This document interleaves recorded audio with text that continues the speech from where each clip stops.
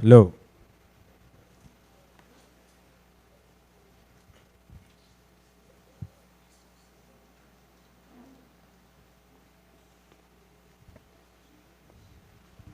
Yan, magandang umaga po sa ating lahat. And I hope tayo po ay handa sa pag-aaral ng salita ng Diyos ngayong umaga. Niyahan ko po ang lahat na tumayo po muli tayo. Tayo po tayong lahat at buksan po natin ating mga Bible in the book of Ephesians chapter number 1. Ephesians chapter number 1.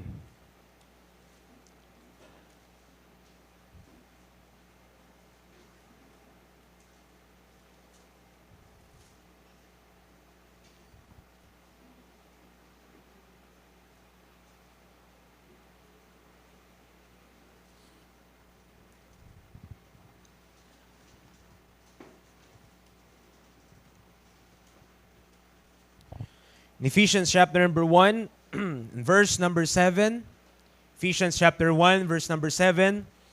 Ready? Read. In whom we have redemption through His blood, the forgiveness of sins, according to the riches of His grace. Salamat po sa Panginoon. Tayo po ay manalangin. Naman namin Diyos, salamat sa umaga po inyong pinagkaloob.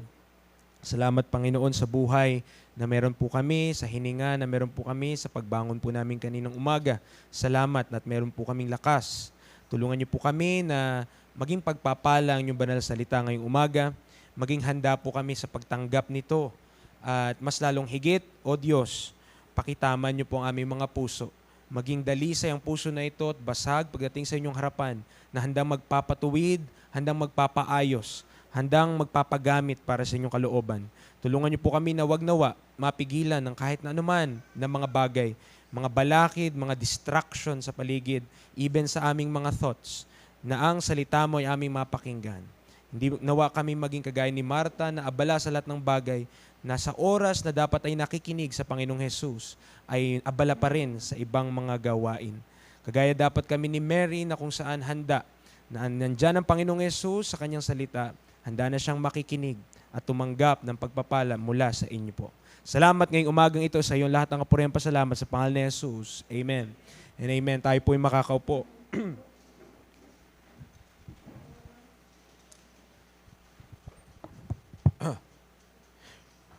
Lesson 6C.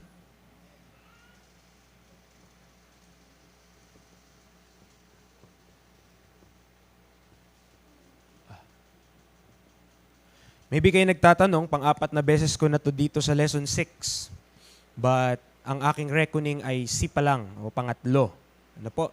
At yun ay dahil inulit ko naman yung pangalawa. Okay? So, kaya bilang ko dyan, pangatlo. Kasi sa online, pangatlo lang din. So, hindi ko naman in-upload yung una. So, yan.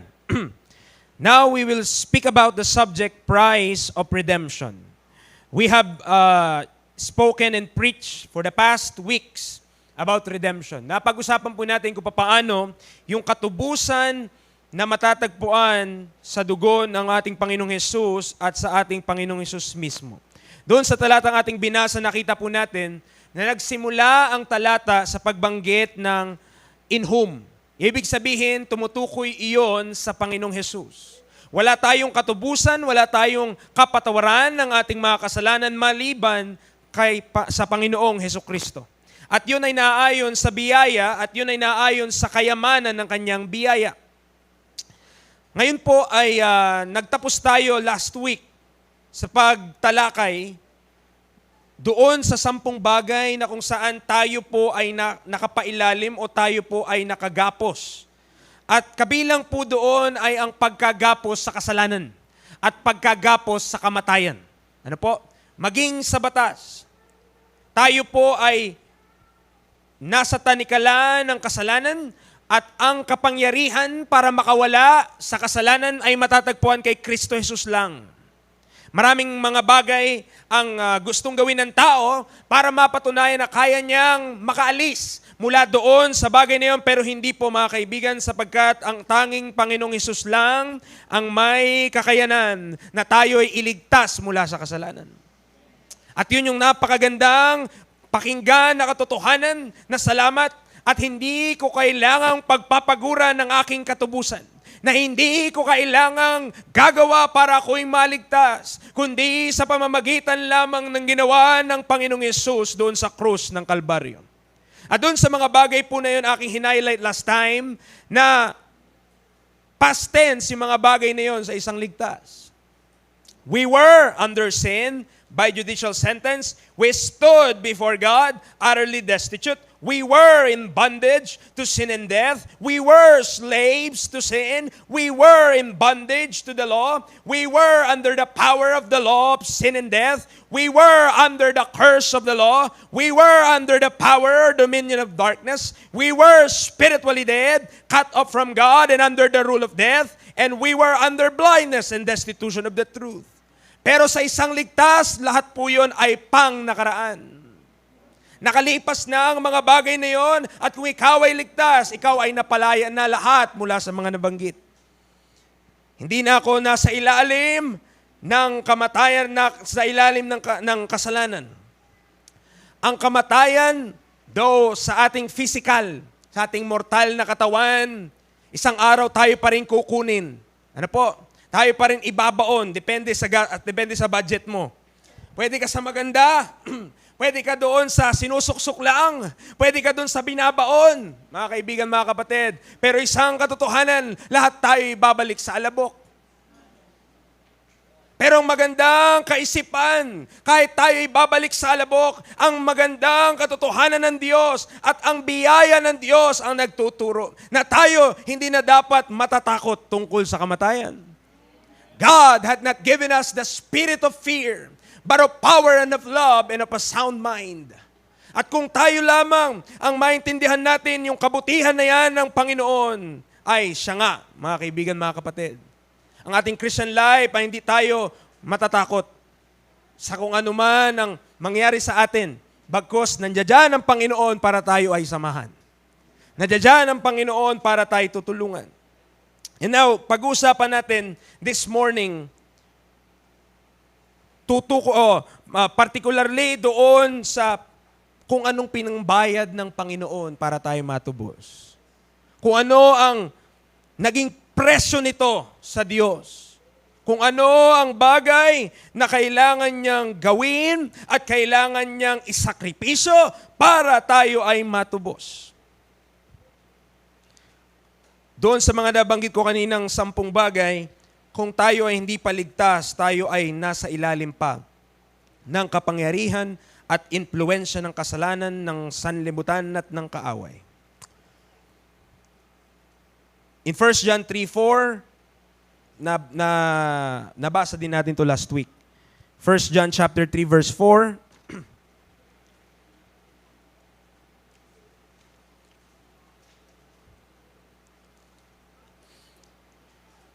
whosoever committeth sin, transgresseth also the law.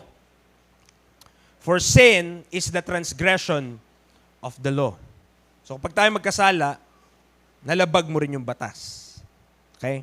At magkamali ka sa isa doon, you're guilty of all. Sabi ng Bible. So nobody here could say na hindi natin nalabag ang batas. And if so, kung nalabag natin yung batas, we are sinners. For sin is the transgression of the law.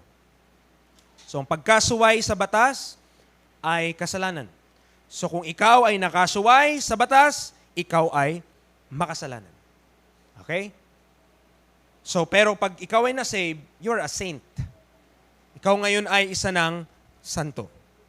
But if you are not yet saved, you're still a sinner in the eyes of God. Para makalaya doon sa kondemnasyon at tanikala po na yaon, kailangan natin ng isang bagay na magpapalaya sa atin. We need something to free us up. Ang iba, nagre-resort o umaasa sa kanilang kayamanan. Kung ipangbabayad kaya ng pinakamayamang tao ang kanyang kayamanan para siya ay mapatawad ng Diyos, o siya ay matubos ng Diyos, o siya ay mawala yung kabayaran ng kasalanan sa kanya, kaya niya kayang bayaran yun. Sabi doon sa balita, 3 daw ang nag-aagawan dyan sa top 1 na pinakamayaman sa mundo. Yung may-ari ng Tesla, yung may-ari ng Amazon, at yung may-ari ng Louis Vuitton. Okay? So yung mga apelido nun, Bezos, Musk, at yung isa, di ko alam, basta siya yung may-ari ng LV. Siya yung may-ari ng mga designer's clothes. Yan. Okay? Pati yung Dior, siya yung may-ari nun. Okay? So 3 yun sila. But kahit sila mismo, yung kanilang yaman, hindi mo mabibili ang iyong kaligtasan. Umaasa sila sa kanilang kayamanan, you cannot buy. Ang iba, umaasa sa kanilang mabuting gawa. Sasablay ka pa rin. Kapag tinimbang, sabi nga ng Bible, di ba, doon nga nakuha yung kataga na ginagamit sa mga drama or sa mga television na tinimbang, ngunit kulang. Okay? Kahit anong ating kabutihan, kung titimbangin ng Diyos, hindi papasa. Bakit? Mas mabigat pa yung hindi magandang ginawa kaysa maganda. Ano po? Ang iba, umaasa sa kanilang relihiyon. At halata naman, napakaraming mga tao ang relihiyoso. Okay. Napakarami. Taon-taon, ito na naman, Marso, nauusog. Nauusog pala yung araw kung kailan namatay si Kristo, kung kailan nilibing si Kristo, kailan nabuhay na magmuli. Okay. So, by the way, so napakaraming mga tao ang umaasa sa kanilang relihiyon. Umaaring baka maging dito sa atin, meron pa ring umaasa na dahil nagsisimba siya, pupunta siyang langit.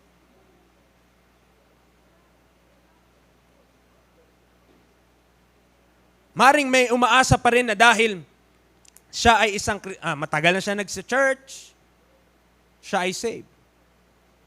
Pero mga kaibigan, mga kapatid, length of stay doesn't entitle you to a seat in the heavenly places. No? Hindi yun parang ina-award dahil nandiyan ka. Parang, tagal na ako dito. Ilang beses na ako nandito. Then, dahil doon, talaga namang ligtas ako. It's not based on the length of stay. But doon, kadalasan, maraming mga tao ang nadideceive. Umaasa sila sa kanilang religion. Kaibigan, kung kaya ng tao gumawa ng pamamaraan, mag-invento ng pamamaraan para bayaran at pakawalan ng kanyang sarili mula sa pagka-alipin sa kasalanan, sa palagay ko, lamang yung mga nasa relihiyon. Kasi at least may Bible sila. Lamang sila pagdating sa pagkaalam. Ngunit, kahit yung mga pinaka-the best na effort ng tao ay, ang term ng Bible, come short of the glory of God. Come short of the glory of God. Hindi po unjust ang Diyos. Ibig sabihin, patas siya. He is a just God. He is perfect and operates the heaven and the earth justly. Do you believe that? Naniniwala po ba kayo na patas ang Diyos? Naniniwala po ba kayo na ang Diyos hindi madaya? Naniniwala po ba kayo na ang Diyos ay nag-ooperate ng tama sa langit at sa lupa? At hindi, ang Diyos does not intentionally deceive people. Hindi naman siya nang-deceive. Gusto niya nga masave ang tao Amen. Okay. So God is righteous. And because of His righteousness and holiness, hindi niya pwedeng basta-basta lang burahin ang kasalanan. Naintindihan po ba natin? God is righteous. God is righteous and holy, the holy God. Look upon man, and man in his sight is a sinner. So tinignan Diyos ang tao. At ang tao, makasalanan. But even in His omnipotence, that is a fancy term just to tell that God is powerful. Okay? So, kahit doon sa kanyang kapangyarihan, mga kaibigan, mga kapatid, hindi maalis ng Diyos basta-basta ang kasalanan.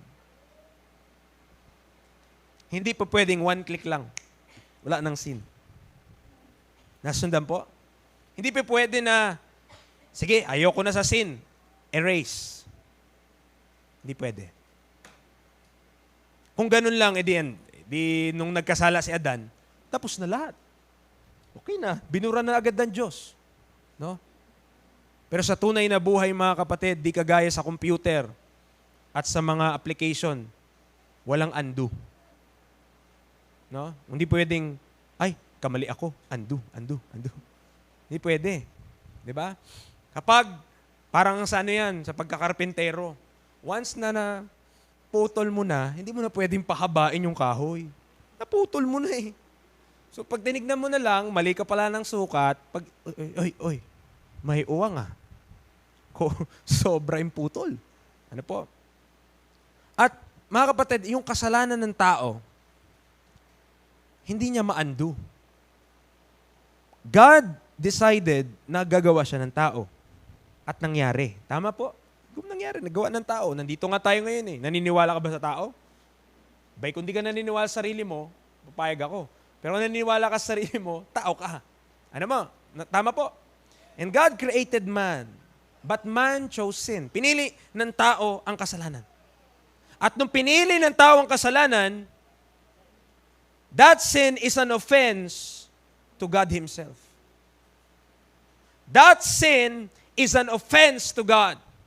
Kailangan ma-realize natin na ang kasalanan, hindi tayo nagkakasala lang sa tao, kundi nagkakasala tayo sa Diyos. And maybe we're thinking, maliit lang naman yung kasalanan eh. O nga, sobrang liit, kumain lang naman sila eh. Tama? Ano pong kasalanan ni Adan sa kanila Eva? Si Adan na lang, sisihin natin si Adan. Kasi hindi naman siya na-deceive eh. Si Eve lang na-deceive. But Adam was not deceived. Kundi willingly siyang sumuway. At anong kanyang kasalanan? Disobedience to God. Rebellion against the Word of God. Maliwanag yung sabi sa kanya, huwag mong kakainin. Yung doon lang, yung puno nandun sa gitna. Yung puno ng kaalaman na mabuti at masama, huwag mo yung kakainin. For in the day that thou eatest thereof, thou shalt surely die. Sa araw, nakainin mo yun, tiyak mamamatay ka. Pero anong ginawa ni Adan? He took up that fruit and eat it. Kinuha niya yung bunga na yon. Ngayon, kung hahatulan siya, ito po, kung si Adan, pupunta natin ngayon sa korte, diyan sa RTC, sa Olongapo. Doon siya sa witness stand, o doon siya, harap siya doon sa korte. Sasabihin ng prosecutor, ang kasalanan niya po kumain ng pinagbabawal na bunga. Anong sentensya kaya ng tao doon? Siguro, sige, pakibalik niya na lang yung kinagat niya. Diba? Kung ang reckoning natin ng sin ay based sa ating fleshly understanding, kung ang reckoning natin ng sin ay based sa ating mababaw na pagkaunawa sa kasalanan, papalagpasin lang natin yun. Tama po? Ano ba namang malaki sa ginawa ni Adan? Kumain lang naman siya. Ano ba namang nagutom siya? Di po ba? Pero hindi ganun yung pagtingin ng Diyos sa kasalanan. Yung ginawa niyang yun ang dahilan kung bakit nagsasuffer din tayo ngayon. Because of sin. And that sin, ang ugat nun, isang pagkakamali lang. Ang pagkakamali na yun, kumain ng pinagbabawal ng Diyos. Sa ating pagtinignan natin pabalik, hindi naman yan malaking bagay. Ang liit lang nung ginawa niya. Sa ating pananaw, maliit. Pero sa paningin ng Diyos, sapat na yon para mawala yung glory ng Diyos sa kanila. Para mawala yung image of God sa tao. That's how God is serious about sin. Ganun siya kaseryoso kasalanan. That's why, hindi po pwede na basta na lang, ang Diyos makapangyarihan. Sige, kiss na tayo. Quits na, quits. Wala pong ganyan. God is not unholy. God is not unjust. He is righteous and He is holy. Therefore, ang gagawin niya, kung gusto niya na mawala ang kasalanan, dapat right yung kanyang gagawin. Dahil yun siya eh. Hindi niya po pwedeng basta-bastahin lang yan. Hindi po pwedeng hugasan niya na lang. Hindi. Pabayaan mo na, maliit na bagay yan. Alam niyo po kung bakit? Because He has an accuser. isang bagay pa yon. Sino? Si Satan. Ina-accuse siya nun eh. Hindi pa pwedeng gagawa ang Diyos ng sablay. Naintindihan niyo po? Meron siyang kokontra sa kanya. Sabihin, anong ginagawa mo? Mali yan ah. At hindi papayag ang Diyos na masabihan siyang mali siya. God will never allow such a thing. Bakit? He is always right. He is always right, mga kaibigan, mga kapatid. At dyan tayo pwede magtiwala sa Panginoon na sa lahat ng kanyang sinabi, tama siya. So kapag nagdududa tayo sa kanyang salita, mali tayo. Ganun lang yun. Amen. Na pag may sinabi ang Diyos, siyang lumikha sa lupa, siyang lumikha sa tao, alam ng Diyos sa kanyang sinasabi at hindi siya nagkakamali. Nakakasunod po. Ganun siya kaseryoso sa kasalanan. At hindi pwede na basta-bastahin ang kasalanan. Kaya naman, kung tayo ay nakabenta o nakasanla na sa ilalim ng kasalanan, ang Diyos o ang Panginoon, kung gusto niyang iligtas tayong kanyang mga nilikha, ay dapat bayaran niya tayo ng tama. Halimbawa, kung gusto mong bilhin yung lupa, dadaan ka sa proseso. Hindi pa pwede, gusto ko yung lupa mo. Ito yung pera, okay na tayo. Hindi, may mga papeles pa, napakahaba. At yung BIR, nag-update pa ngayon ng kanilang zonal value. Ang tataas na po, mga kaibigan, mga kapatid. Sa Olonga po, ayaw na nilang ibenta yung mga lupa doon. Sobrang taas. Sa Rizal Avenue, meron pang presyo doon. 30,000 per square meter. Mapapaganyan ka na lang kung ikaw yung may-ari doon. And if they want, mga kaibigan, mga kapatid, kung gusto mong bibilin yung lupa, may deed of sale, may deed of donation, lahat-lahat, dadaan ka dyan sa City Hall, dadaan ka dyan sa RD, dadaan ka sa DNR, ang daming proseso. Para, at the end of the day, may titulo ka. At yung titulo na yon, that is a lawful instrument that tells, I am the owner of this land. Kung gusto ng Diyos na tayo ay bilhin mula sa kasalanan, dapat dumaan siya sa tamang proseso para mabili niya tayo ng tama at wala nang aagaw sa atin. Kapag ikaw may titulo ka na at kakalabas ng kahapon, sino pang aagaw ng lupa mo? No? Makapal na talaga ang mooks. Kapag ano po, nakakasunod po ba? Now, dapat lawful, dapat rightly, dapat righteous ang pagbili sa atin. Because if not, kung i-violate ng Diyos ang kanyang sariling law, that will make Him unjust. Okay? If God will violate His own law, that will make Him unrighteous. At ulitin ko po, hindi papayag ang Diyos. Amen. Kapag ang Diyos natin hindi na righteous, hindi na siya Diyos. Kapag ang Diyos natin hindi na just, wala siyang pinagkaiba kay Satan. But my God will not allow Himself to be accused wrongly ng kahit sino. That one day when we stand before that great God, kahit yung mga hindi ligtas, hindi sila makakapagrason sa Diyos kung bakit mapupunta sila ng impyerno.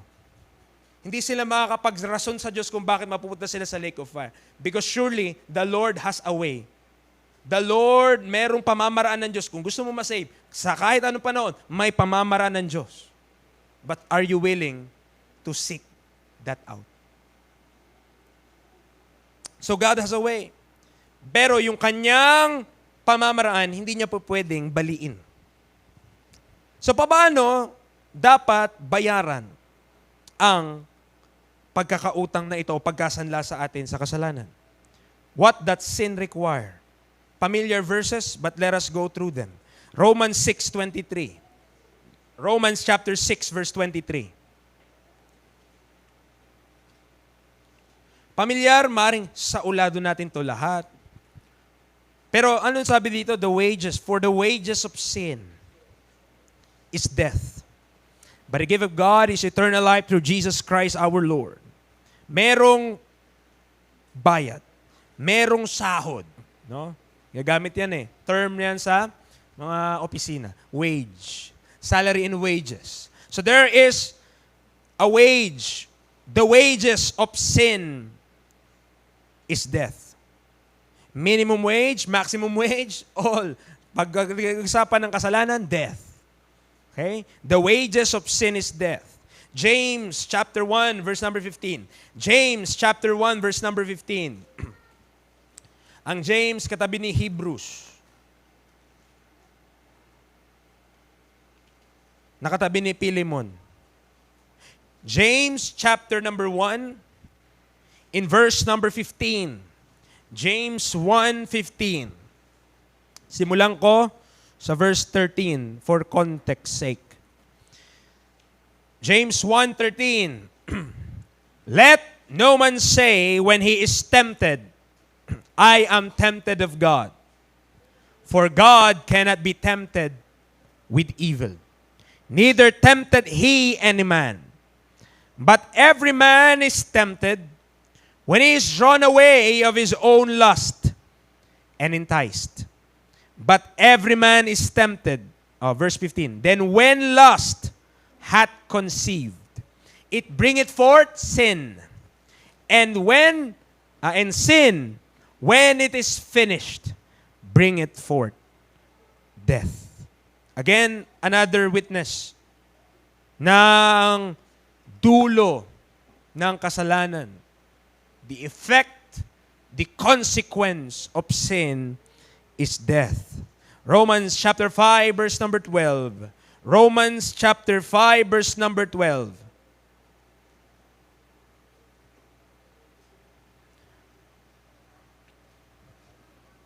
Another familiar passage. Romans chapter 5 verse number 12. Wherefore, as by one man. Sino yung one man na yon? Adam. Okay? Sin entered into the world. Pumasok ang kasalanan sa pamagitan nino? Ni Adan. And death by sin. And so death passed upon all men, for that all have sinned. Sino yung one man? Adam. Sino yung all men? Tayo. Naipasa sa all men yung sin ng one man na nagdulot ng death to all men. From that one sin of that one man to the death of all men for all time. So tayo po napasa sa ating lahat. Yung kamatayan na yan na tinutukoy ng Bible. Tanong, kung ang isang makasalanan ay mamamatay para sa kanyang sariling kasalanan, mababayaran niya ba ang kasalanan? Still sin once more. Kahit pa mamatay yung tao ngayon sa kanyang kasalanan, kaya nga merong mga death penalty. And death penalty, mga kapatid, ay biblical yon. At ang Diyos ang naggusto kung ba't may ganon. Bakit may death penalty? Is because that is in place so that if man, kung ang tao ay, kung dadanak ang dugo, kung siyang dahilan kung ba't mamamatay isang tao, dapat mamatay din siya. Sa panahon ni Noah, nagsimula yun. Okay? So, that is biblical and that is in the Bible. But, ang question ko, kapag namatay nga ba ang isang sinner para sa kanyang kasalanan, enough na ba yun to pay for his debt? Para mabayaran yung utang sa kasalanan? Kung sapat na yun, bakit meron pang impyerno? Kung sapat na yun, bakit meron pang paghatol at meron pang torment at meron pang paghihirap pagkatapos nito? It just tells us na hindi pa sapat. Amen po? Na hindi pa sapat yung mamatay lang ang tao sa kanyang kasalanan. He still needs to pay that second death, which is yung katawan itapon sa lake of fire kasama ng kaluluwa. And that is a truth na hindi po, na parang hindi masaya yun na pag-usapan. Hindi masayang pag-usapan, hindi masayang pagkwentuhan. Sipin mo, kakapi kayo. O, tol, kamusta? Punta na tayong impyerno, no? Ano kayang damit natin doon? Ano kayang ano natin doon? Hindi po masayang pag-usapan yun. Okay? Pero, it is a sobering thought magigising ka doon. Talagang gagana yung isip mo ba? Teka. At marahil marami sa atin dito na save dahil takot mapunta na impyerno. Tama lang naman din. Ayoko mapunta doon, kaya nga ako gusto masave eh. Kasi ayoko namang mapunta doon. Sino ba namang gusto mapunta sa impyerno? Yung iba lang, gusto nila. Bakit? Salita nila, go to hell, go to hell. Ba? Pero hindi nga siya magandang pag-usapan na parang kakatawanan mo. Hindi pinagkakatawanan yon. But it is a truth na truth nonetheless, kahit ang pakiramdam mo doon ay hindi yun totoo. Kahit pakiramdam mo hindi siya tama, kahit pakiramdam mo ay bakit magagawa yun ng isang banal na Diyos, ang bait ng Diyos, mapagmahal ng Diyos, di siya magpupunta ng tao sa impyerno. No, you don't understand His holiness. You don't understand His righteousness. He could not condone sin. Hindi niyo pwedeng sabihin na, di ba? May term yung boss ko kapag mga maliliit na bagay po. Maliliit na bagay, yari, yung ano ba, nakabili ka ng tape na halagang 20 pesos, tapos nagkamali ka ng bili, yung ganun ba? Halagang 20 lang. Ang term niya doon, ham-ham na lang yan. Ham-ham lang yan. Ibig sabihin, maliit na bagay. Pagtatalunan pa ba yan? Hindi naman yan malaki. Ganyan. Pero sa Diyos, mga kapatid, walang ham-ham eh. No? Hindi pwedeng ham-hamin ng Diyos yung sin. God is so serious about that. Kung tayo lahat ay nasa ilalim ng kasalanan, so sino yung kayang magbayad sa kasalanan ngayon? Who could pay? And the answer is none but the Lord. Walang iba kundi ang Panginoon lang. Walang ibang kayang magbayad kundi ang Panginoon. Nandiyan ba po ba kayo? Nakakasunod po ba tayo na kung tayo magbabayad ng sarili nating kasalanan, di natin kaya? At kahit gaano ka pa nga kayaman, di mo rin mabibili. God being righteous is qualified to pay for sin. Siya na lang naiwan sa kayong mga anghel, kaso yung mga anghel, di naman tao yun His riches could easily pay this debt. Tama. Anong pagkakautang natin? Sa sin, kamatayan. Kayang-kayang bayaran ng Diyos. Tama, ang yaman niya Pero, hindi niya binili ng riches niya. Hindi niya binili ng gold, silver, and precious stones. Hebrews 10 verse 5. Hebrews 10 verse 5.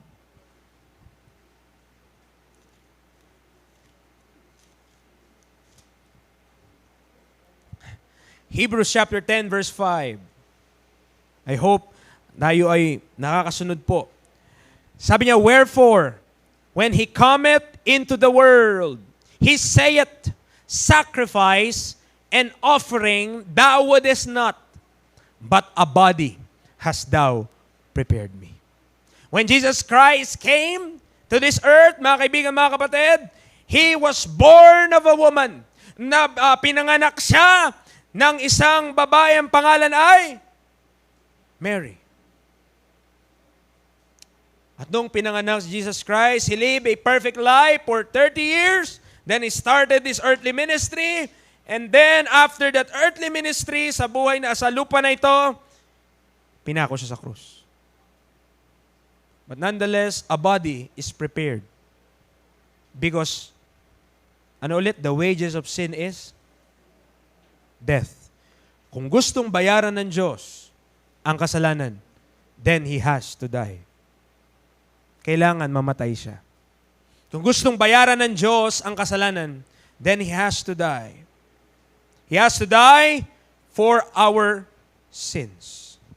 May mga bagay na kailangan masunod and kailangan sundin meticulously. Hindi pa pwedeng lousy yung pagkasunod sa mga bagay-bagay. Kung ang lahat ay napakadali para iligtas tayo ng Diyos, ginawa niya na yon nung araw pa lang na si Adan ay nahulog sa kasalanan. Pero hindi ganon ang nangyari. Napakaraming daang taon pa ang lumipas. Mga propesiya tungkol sa Mesiyas na darating. Kailangan niya pang sundin ang lahat ng katwiran at maging walang kapintasan or blameless sa ilalim ng batas. Matthew 3:15, Matthew chapter 3 verse 15. Tapos isa niyo pong kamay, pumunta sa Galatians chapter 4.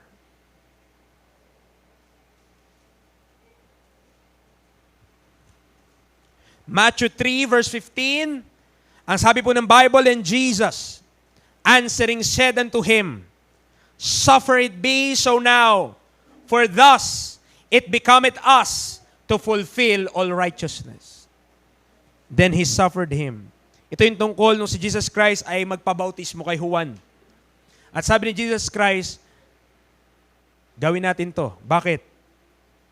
Kailangan to mangyari to fulfill all righteousness. Kahit yung pagbautismo, sabi kasi ni John sa kanya, verse 14, John forbade him, saying, I have need to be baptized of thee, and comest thou to me? Sabi ni John, hindi ba dapat ikaw yung magbautismo sa akin? Bakit ako ang magbautismo sa iyo? Sabi ni Jesus Christ, suffered be so now, for thus it becometh us to fulfill all righteousness. Nararapat ito para matupad ang lahat ng katuwiran. Sabi niya. Galatians 4. Galatians chapter 4, verses 4 to 5. Galatians 4, verse 4 to 5. But when the fullness of the time was come, God sent forth His Son, made of a woman, made under the law. Saan nabuhay si Jesus Christ? Anong panahon? Under the law. To redeem them that were under the law, that we might receive the adoption of sons. Ang pagkapanganak kay Kristo Jesus ay hindi aksidente. God intended it in His plan and His eternal purpose that one day He will send through His Holy Ghost His Son into this world. Through a woman. Kaya nilagay pa siya sa womb. Kailangan kasi may panganak siya bilang tao. He need to follow all of those things. But when the fullness of the time was come, when it is time, nung panahon na, nung dapat na, yung oras na nararapat na, mga kaibigan, mga kapatid, pinadala ng Ama ang kanyang anak para maging tao. Please remember that Jesus Christ ay hindi naging Jesus Christ nung pinanganak siya. He was already the Word from eternity, even unto eternity. Christ is already existing because siya ang Diyos in John 1:1. In the beginning was the Word, and the Word was with God, and the Word was God. Siya ang Diyos na nahayag sa laman. Hindi siya naging Diyos o hindi siya naging tao siya. Yes. And you can account that that was around 2,000 years ago. That is when He became man. But He did not become God 2,000 years ago. Breaking news. He was God even before you were born. He was God even before Adam was created because He created Adam. Siya yung lumikha kay Adan at kay Eve. Acts 20 verse 28. Ilang beses ko na rin po itong binabasa sa atin. But let me read this to you. Just to further prove that my Lord and my God, kagaya ng nabulalas ni Tomas, ay tama. Sabi ng mga relihiyon, si Tomas daw ay nagulat. Tama? Ang illustration pa nila, para daw tayong mga tao, kapag nagugulat ka, ay my God! Kaya daw nabanggit ni Tomas yun. Pero mga kaibigan, mga kapatid, dapat ni-rebuke siya ng Panginoon kung hindi totoo yung sinabi niya. Thou shalt not take the name of God in vain. Tama? Pero hindi siya ni-rebuke ng Panginoon. Sabi ng Panginoon sa kanya, di ba, mapalad ka, Tomas. Nakita mo ako at naniwala ka. Pero mas mapalad yung mga hindi nakakita sa akin. And yet, they believe. Amen. So in Acts 20 verse 28, sabi dito, take heed therefore unto yourselves and to all the flock over the which the Holy Ghost had made you overseers to feed the church of God, which He had purchased with His own blood. Hanapin mo nga yung pangalan ni Kristo dyan sa talata, pataas at pababa. I could not see it. Ano nakikita ko dito? Pangalan ng Diyos. That title, God. Tama? O so, anong tinutukoy nung kaninong dugo yun? His own blood. Sabi, edi sa Diyos. Pero kailan pa nagkadugo ang Diyos? God is a spirit. Tama? Kailan pa nagkaroon ng dugo ang Diyos? When Christ became man. Noong naging tao ang Panginoong Yesus, that's when God has a blood. Amen?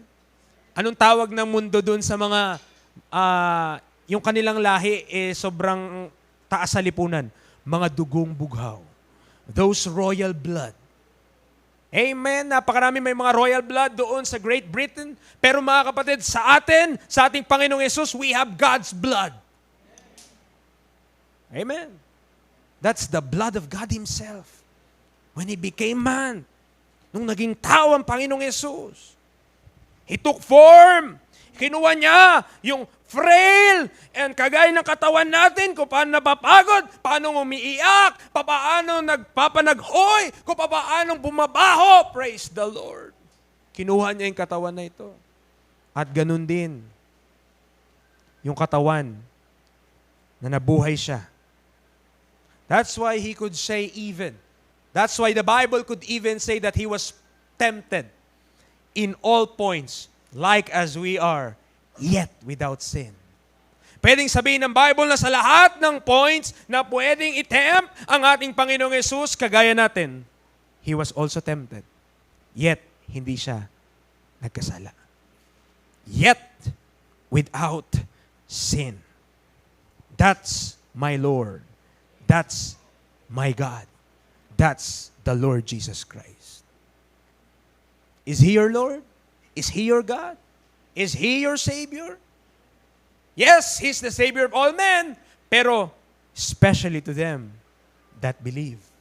Hindi pa pwede na, ay hindi, save naman na lahat. Nung sinagsabi, save na lahat. The blood was available. No? But are you partaking of that blood? Ikaw ba ay nagpartake or kumabilang or ikaw ay sumama o naisama doon sa mga magbebenepisyo sa dugo ng Panginoong Yesus. So Acts 20:28 tells us na ang Diyos mismo hindi lamang nakita natin doon na dugo niya yon, purchased with His own blood, pero dugo mismo ng Diyos ang pinambili sa church. Church which He had purchased with His own blood. Nagtanong ba tayo, bakit dugo? Napag-isipan na ba natin kung bakit dugo ng ating Panginoong Hesukristo ang naging pambayad sa kasalanan, sa pagkakautang natin sa kasalanan? Kung ito yung ginamit ng isang banal na Diyos para tubusin tayo mula sa pagkakasala, mga kaibigan, mga kapatid, then kailangan bigyan natin ng ito ng panahon at maunawaan natin kung gaano ka-precious this blood that the whole mankind could safely put their faith into and be forever redeemed. Masarap mapagbulay-bulayan, ma-meditate, and maunawaan na itong dugo ni Kristo Jesus is so precious and satisfactory to God's demand. Again, uulitin ko po, matuwid ang Diyos, banal ang Diyos, patas ang Diyos.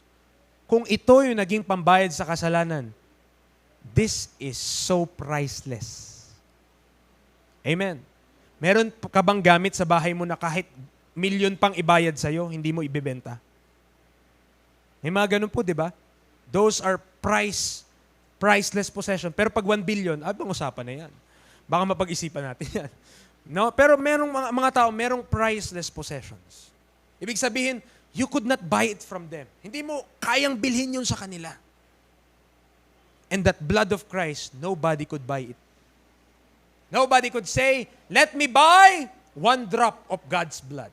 Let me buy 1 drop of Christ's blood. Walang ganon. Sige na, konti lang. Kahit man lang sa ano lang, yung 10 ml. Mabigyan mo lang man ako. Hindi pwede. Sorry, out of stock. Out of stock to them that will buy them through their own merits or through their own works. Pero kung gusto mo, libre, available siya to all. Amen. Out of stock to them na hindi dadaan sa tamang pamamaraan. But to them that will go to that blood and put their faith in that blood, it's available to all that will believe. Amen. That's the power of that blood. Now, Genesis 9:4. Punta muna tayo. Okay, kala nyo patapos na? Marami pa tayong laway.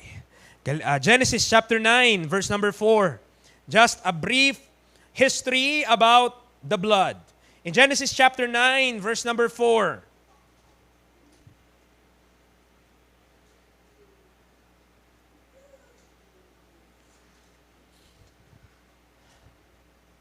But flesh, sabi niya, but flesh, with the life thereof, which is the blood thereof, shall ye not eat.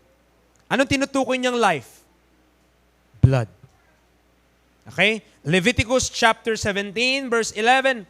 Leviticus chapter 17, verse 11.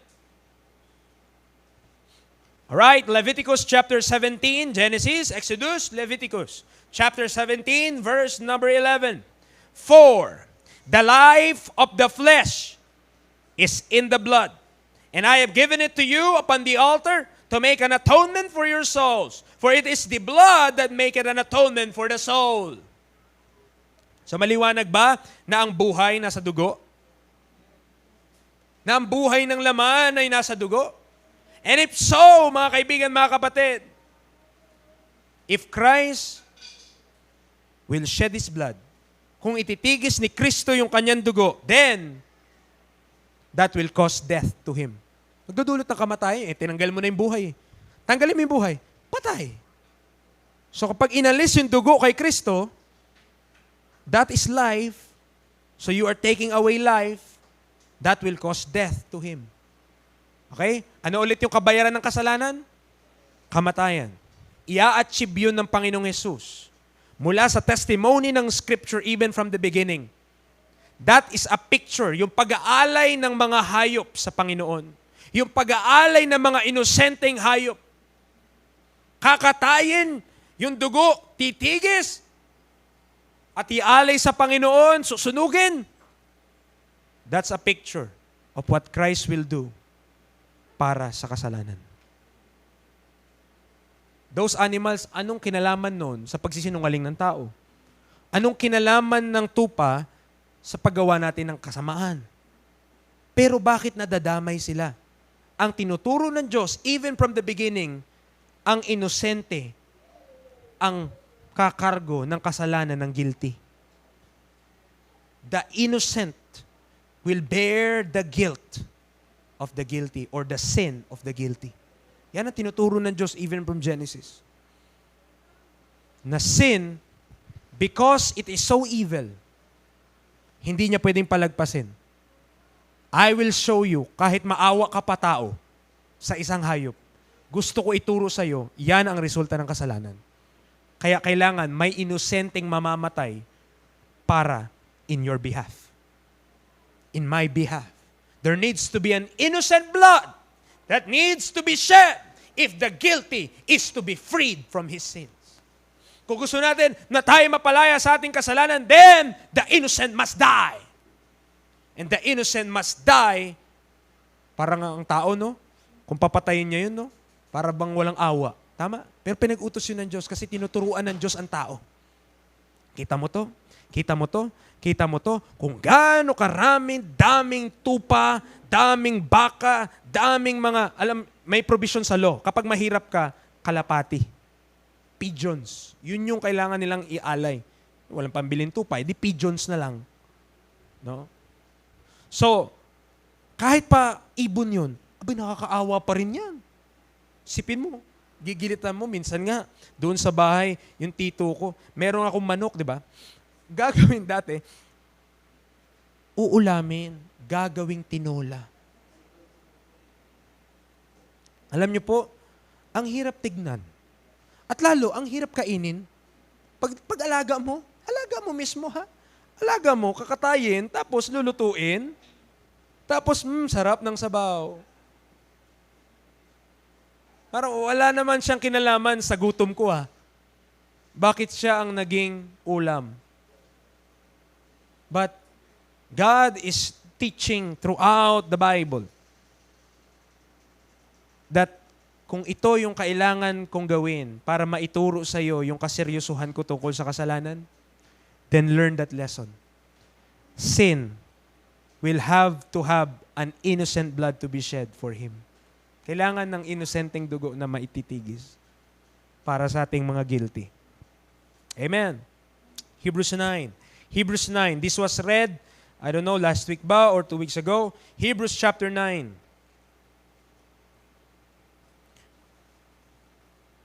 Okay, gising na po tayo. Sisimula na po tayo. Amen. Diba? Hebrews chapter 9.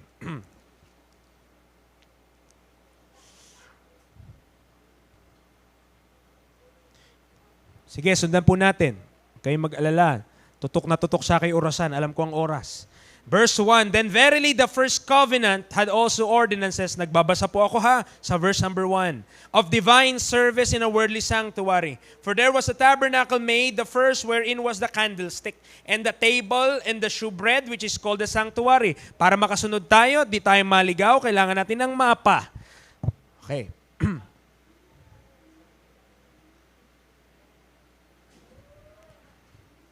There was this thing nung wala pang temple, nung nasa wilderness pa lang sila, Moses, there was this tabernacle. At itong tabernacle na to, meron siyang division. Dito, outer court. This is the outer court. So, din na lang.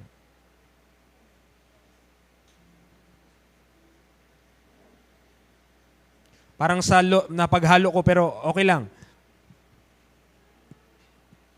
Dito sa labas, dito parang nakukumutan. So, hindi mo makikita yung loob niyan. Sa labas, nandoon po yung altar. Doon po, ginigilitan yung hayop, doon ito bubuhusin dugo, doon susunugin. Nandito yung altar Then, we have, nabasa natin sa Hebrews 9, ano sabi niya?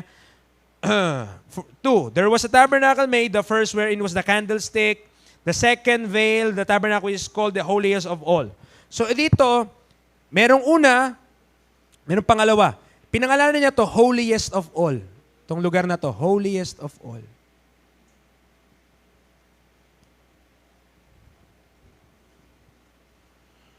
Itong lugar na to, ang pwede lang pumasok dito, high priest.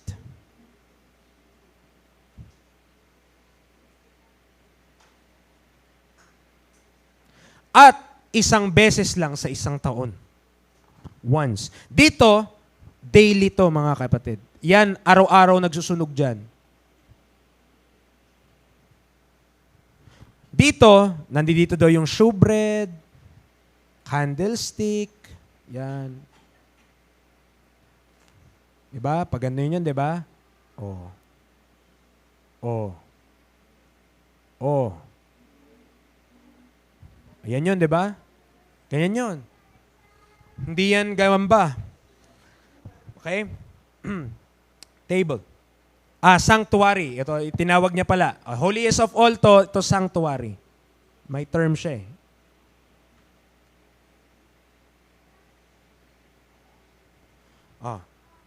Kita niyo po, ang lagusan niya, may daanan niyan dyan. Papasok ka dito. Hindi mo makikita yung mga nasa loob. Kailangan pumasok ka doon. Pero mga priest lang pwede pumasok. Tapos may mas exclusive pa. Para ma-visualize nyo. Parang ano lang po yan sa mga hotel, di ba? Merong mumurahing room, merong gitnang room, at merong sobrang taas. Ang nakapasok lang doon, yung may pera. Okay. So, ang point, dito sa labas, makakapunta makakasilip lahat May kita ng lahat ng tao to. Bakit? May usok dyan Araw-araw nagsusunog dyan. Araw-araw may ginigilitan. Araw-araw pinapakita na may kinakatay.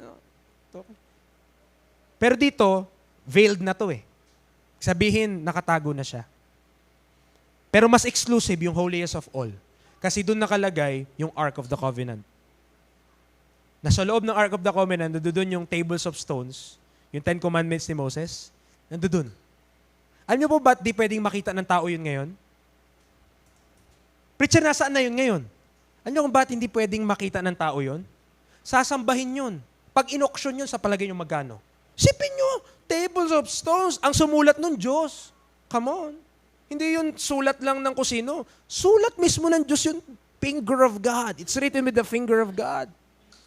At kung ganun, gaano kaya ang i-ascribe ng tao na presyo tungkol dun? Baka hindi nyo makikita yun. Tinago yan ng Diyos. Now, there's this Ark of the Covenant dito, and once every year lang pwede pumasok dyan. Basa pa tayo. Verse number 4, which had the golden censer, and the Ark of the Covenant overlaid around about with gold. Gold yun, no? Sipi mo. Wherein was the golden pot that had manna, and Aaron's rod that budded, and the tables of the covenant. Whoo! Lord, makuha mo lang yung tables of the covenant na yun, kung karnal ka lang, mayaman ka na, kapatid. Ganong katindi yan. Pag inauction mo yan, ay, lahat mag-aagawan dyan. And over it, the cherubims of glory, shadowing the mercy seat, of which we cannot now speak particularly. Now, when these things were thus ordained, the priest went always into the first tabernacle. Ano tutukoy niya? Ito. Ito yung first tabernacle. Okay? Accomplishing the service of God. But into the second, went the high priest alone, once every year, not without blood, which he offered for himself and for the errors of the people. The Holy Ghost, this signifying that the way into the holiest of all was not yet made manifest. Ang sinasabi niya, hindi pa daw na-manifest yung way into the holiest nung panahon na yun. Bakit? Isa lang yung pwedeng pumasok. Sabi mo, hindi, kahit hari ka pa, kahit si David ka pa, di ka pwedeng dyan, ha? Pumasok ka dyan, patay ka. Di pa pwede kahit sino-sino lang papasok dyan. While as the first tabernacle was yet standing, which was a figure for the time then present, in which were offered both gifts and sacrifices that could not make him that did the service perfect as pertaining to the conscience. Nasusundan niyo po, yung mga sacrifices daw, yung mga ginagawa daw nila dyan, pag-aalay, hindi daw magagawang perfect yung nag-aalay. Pertaining to the conscience. Bakit? Paano namang nabayaran ng dugo ng tupa yung kasalanan ko? Pero pinapagawa ng Diyos yun sa kanila. Because it's teaching them something. While was a figure for the time then present, in which were offered, verse 10 na pala, which did only in meats and drinks, and divers washings, and carnal ordinances, imposed on them until the time of reformation.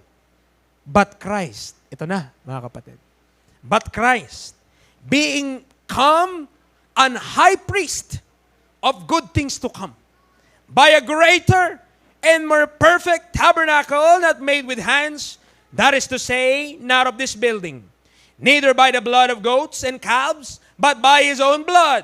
He entered in once into the holy place, having obtained eternal redemption for us.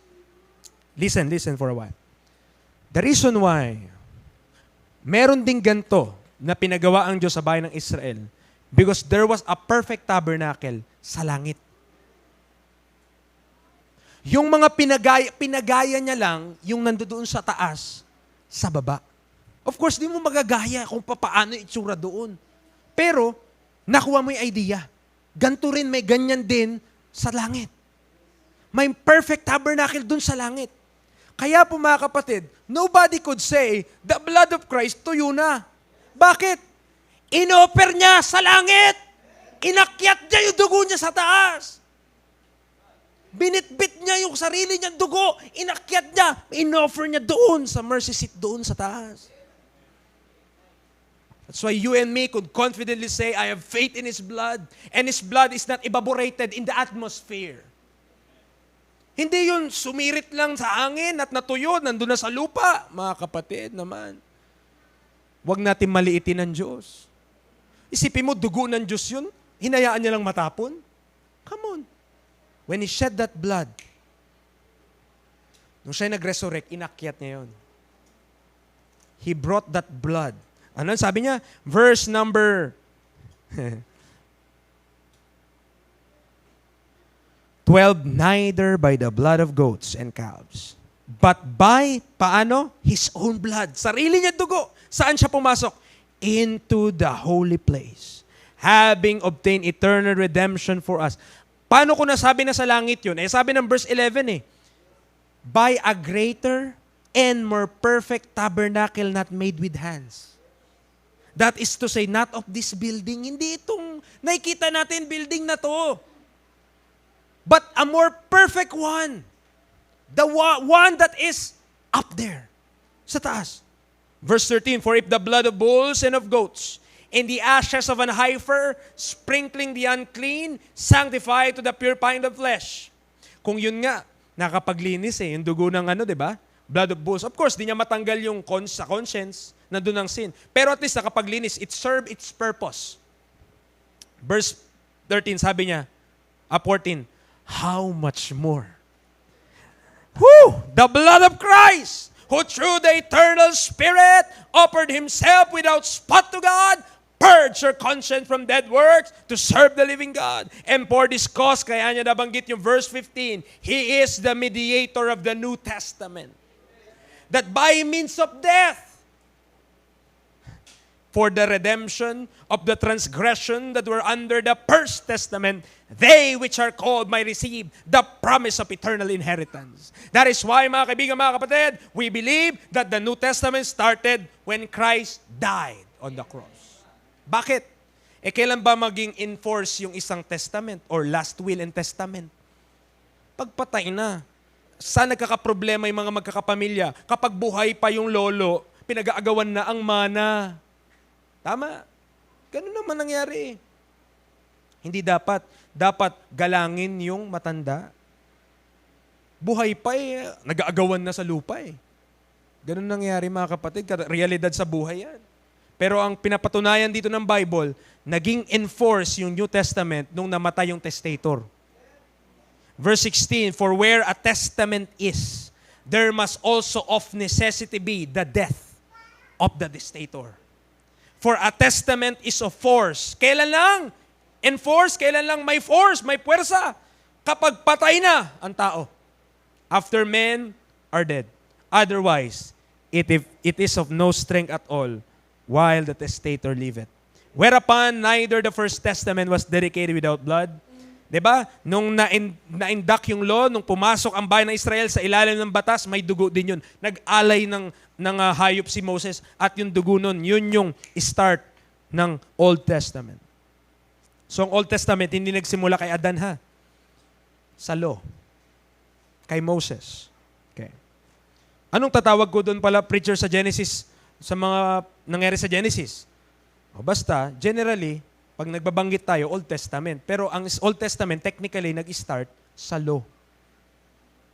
Okay? Sa law nag-start yung Old Testament. So, ang panahon, bago ang ang law, bago yung nagsimula yun, ibang pag-aaral yun. Okay? May term doon. Now, verse number 19. For when Moses had spoken every precept to all the people according to the law, he took the blood of cows and of goats with water and scarlet wool and hyssop and sprinkled both the book and all the people, saying, This is the blood of the testament which God had enjoined unto you. Moreover, he sprinkled with blood both the tabernacle and all the vessels of the ministry. And almost all things are by the law purged with blood. Kaya po pag nagbasa tayo ng Bible, mga kapatid, from the law to the Psalms, to the prophets, to the gospel, to the epistle, even to the book of Revelation, mababasa mo yung blood. This is a blood-stained book. Bakit? Because we are blood-bought, blood-washed, blood-redeemed through Christ. Amen. And without shedding of blood is no remission. It was therefore necessary that the patterns of things in the heavens should be purified with this. But the heavenly things themselves be better sacrificed than this. Ano sinasabi niya? Kung dito nga sa panlupa, ginagamitan ng dugo ng hayop. Alam ka namang hayop pa rin gagamitin mo dun sa langit. Siyempre dapat papantay din dun. Panglangit din yung dugo. Nakanya? Dito sa lupa, panlupa yung dugo. Yung langit, ganito rin. Kailangan panlangit yung dugo. Kaninong dugo lang yun? God's blood. Amen. Verse 24, for Christ is not entered into the holy places made with hands. Hindi siya pumasok doon sa tabernakulo o sa templo, which are the figures of the true. Ibig sabihin, figura lang yan. Ang tunay, nandoon sa taas. But into heaven itself, now to appear in the presence of God for us. Bakit pa ako mag-appear doon? 'Di ba? Nag-appear na siya para sa akin.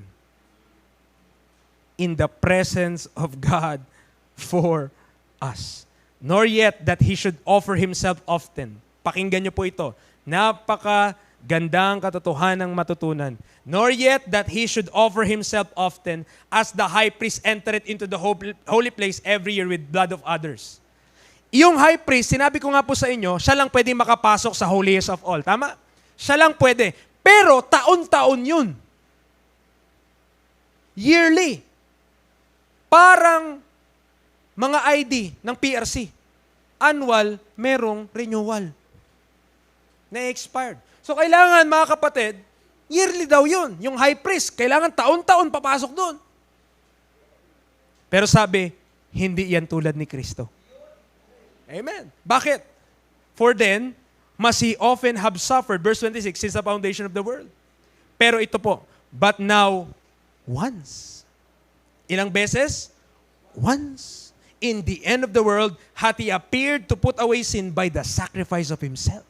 Ilang beses niya na sinakripisyo ang sarili niya? Once. Not twice, not thrice, not quadruple, not quintuple, not sextet. Diba? Hindi ka, isa lang. Amen.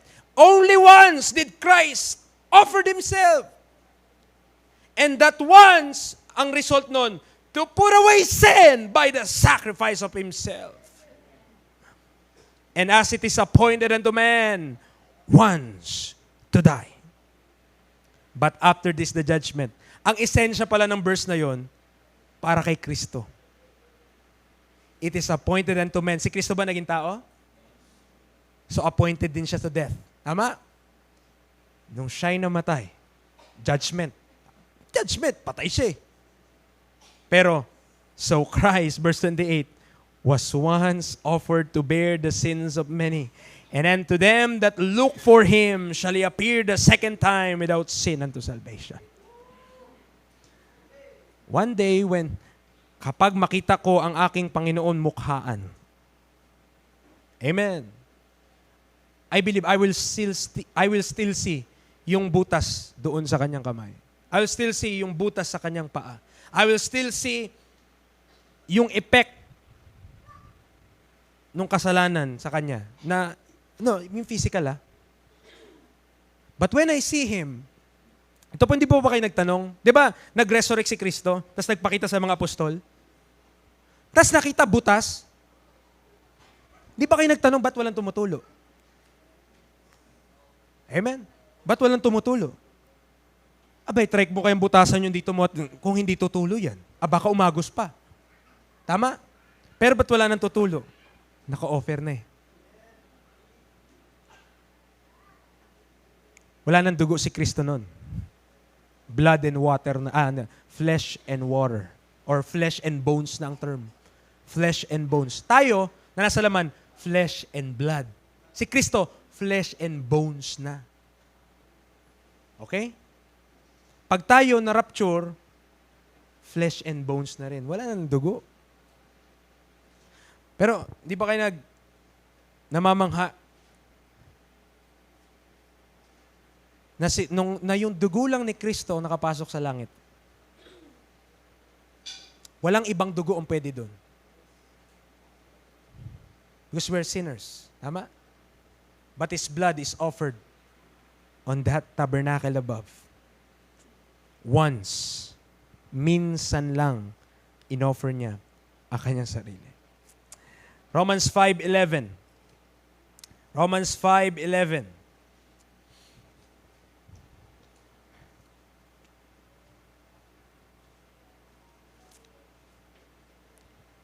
That's why these verses make so sense or makes more sense to us. And not only so, but we also joy in God through our Lord Jesus Christ, by whom we have now received the atonement. Bakit natanggap na natin ngayon? Because of His blood. Dahil sa kanyang dugo na kanyang tinigi sa krus, at the same time, He offered it above. Amen. He done it all for you and for me. Nabasa ko na ito kanina, 1 Corinthians 15, or napasaringan ko na, 1 Corinthians 15, verse 50. 1 Corinthians 15, verse 50. Ito yung katotohanan na hindi tayo makapasok doon sa langit na may dugo tayo eh. Now this I say, brethren, that flesh and blood cannot inherit the kingdom of God. Neither that corruption inherit incorruption. But praise God, the only man that entered into heaven itself with flesh and blood is Christ. Ang tangi lang, natatangi exemption to the rule is that there is this man and there is this God who became man so that He could offer His blood on that altar in heaven. Once He suffered, once He died, once He obtained eternal redemption for us. Minsan niya lang ginawa. Hindi niya na kailangang ulitin. That's why yung gagawin nila, itong mahal nilang araw, ay ano daw yun eh, parang sinasariwa ang ginawa ni Jesus para sa atin. Sobra na nga kayo sa pagsasariwa, pero na-miss nyo yung esensya ng kanyang ginawa. Bakit nagpapahirap sila sa sarili nila? Ba't pinapadugo nila yung sarili nila? Bakit alam din nila na dugo? Kasi nasa Bible naman yun eh. Pero ang problema nila, maling verse yung nabasa nila. Ang nabasa ko lang na nagpenitensya sa Bible, yung mga lumalaban kay Elijah. Nagsugat-sugat sila, bakit tumatawag sila kay Baal? Sabi ni inasar pa nga sila eh, baka tulog, o kaya naggala yung Diyos nyo, pakilakasan nyo yung boses nyo. Amen? Yun lang yung mga tao nakita ko nag-cut ng sarili nila, sinugat-sugatan nila ang sarili nila. Why? Because on that type of religion, ang inihingi mo ay mag-respond ng Diyos dahil naawa siya sa'yo. Bakit? Nagsusugat-sugat ka. Ano bang sinasabi nila sa Diyos nun? Lord, mahawa ko. Kawawa na kami, Lord. Sugat-sugat na kami, Lord. Baka naman di ka pa maawa sa amin. Mga kapatid, naawa na ang Diyos. Siya na yung naghirap. Maawa ka rin sa sarili mo. Huwag mo nang pahirapan yung sarili mo. Siya na ang namatay. Siya na ang naghirap para hindi mo nagawin yun. Amen. And that's our message to this dying world. That there is this God who became man na naghirap na para sa iyo at para sa akin. Ano bakit mo papahirapan sarili mo? Let me end this sermon with an illustration na nabasa ko po sa book. Si Dr. A.J. Gordon, isa siyang preacher. And then this preacher, nag-aaral siya ng kanyang preaching para sa linggo. So Sabado yon. So it's a Saturday. Medyo napagod siya sa pag-aral niya, pahinga muna siya, so lakad-lakad muna siya sa labas. Lakad-lakad siya. Tapos nakita niya, may naglakad siya, merong bata na galing sa bukid. At merong dalang kulungan na may mga nahuli siyang ibon sa loob. Ibon. Mga ibon na ano lang yung mga sa parang bundok ibon lang. Hindi siya yung mga kumakantang ibon. Hindi ganon. Yung normal na ibon lang. Tapos, nakita niya yung ano na yon, nakita niya yung bata na yon. Sabi niya, tinanong niya, anong gagawin mo dyan? Sabi niya, paglalaroan ko po. Anong gagawin mo pagkatapos mo paglaruan? Papakain ko po sa pusa ko. Sabi niya, siya naawa siya. Pakain sa pusa? So siya, nag-isip-isip siya. Tinanong niya, magkano ba yan? Ay, sir, di ko naman po ito binibenta, saka wala naman tong ibon na to, hindi naman to mamahalin, wala to. Sabi niya, hindi, interesado ako, magkano ba? So, dumudukot na siya. Sige na nga po. Bibigyan niyo po akong $2. $2 eh, Amerika yun eh. Bibigyan niyo po ako ng $2. Bigay ko po sa inyo pati kulungan. O sige, binayaran niya. Kinuha niya yung mga ibon. Mga ibon na yun, pag tinignan niya, kawawa, hindi kasalita, ay parang takot. Takot. Lang sila. Kinuha niya. Sinusundan siya ng tingin ng bata. Paano gagawin nito dito? Tapos punta siya sa isang iskinita. Doon sa iskinita na yon, binuksan niya yung kulungan. Lipad. Nung una, yung binuksan niya, ayaw pa lumipad. Ayaw. So, niya, tinapik niya yung ilalim. Saka lumipad. Yung takot na takot sila, nung lumipad sila, para daw kumakanta na sila nung lumipad. Parang natuwa eh. Ganun. So, sabi nung librong nabasa ko, kapag naalala niya yon, yung istorya na yon, parang na-imagine niya na parang tayo yung mga ibon. Na kung saan, sabi minsan ni Jesus Christ sa kanyang ama, ano yung mga ibon na yun? Ba't nakakulong yun? Wala yung mga ibon na yan. Ano lang yan? Na si Satan yung nagkukulong sa tao. At anong gagawin ni Satan doon? Paglalaruan niya. Anong gagawin niya? Pagkatapos niyang paglaruan, punta niya na impyerno. Sabi niya, magkano ba yun? Sabi ni Jesus Christ daw, magkano ba yun? Magkano? Pag binili mo yan, mamamatay ka. Pag binili mo yan, kukutsain ka nila. Kapag binili mo yan, duduraan ka nila. Kapag binili mo yan, babatukan ka nila, papapasanin ka nila ng krus. Sabi ni Kristo, sige, okay lang. Gusto ko yung bilhin. And Christ did. He died on the cross for us. He suffered like men na sobrang hirap ng kanyang pinagdaanan. But on that cross, mga kapatid, alam natin, on that cross, He paid for our sins. Tama? Binera niya eh. At yun yung parang binuksan na yung cage, binuksan na yung kulungan. Binuksan na. So lahat ng tao pwede nang masave, tama? Hindi pa lumalabas eh. Paano ka lalabas? Believe. Okay na. Meron ng payment. Pinapalaya na tayo ni Kristo. Pero kung hindi ka maniniwala, hindi ka makalaya. Hindi ang Diyos ang pipilit sa atin para tayo masave. Ginawa niya na lahat. Maniniwala ka na lang. That's the grace and marvelous grace of God to us. Amen. Pinurchase niya na yung redemption po natin, mga kapatid. We must acknowledge that we are sinners in His sight. And praise God that His blood became the payment for our sins. Are you saved? I hope you do. Tayo po ay manalangin. Lord Jesus, salamat sa umaga pong inyong pinagkaloob. Salamat, Lord, for the Holy Spirit's help this morning. Lord, thank you dahil hindi po ako, kundi ang inyong salita na nangungusap sa puso po namin, sa isip po namin, convict us continually of our sin. Kung kami po ay hindi paligtas, convict us of our need for salvation. Kung kami ay saved, convict us for our need of sanctification. To live rightly, to represent you holy in this life. Salamat, Lord, sa umagang ito at sa gagawin mo pa po buong maghapon.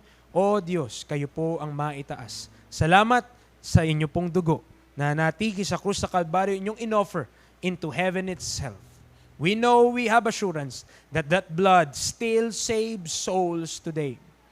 And I am one of the testimony that your blood still saves. Salamat, Lord. In Christ's name we pray. Amen and amen.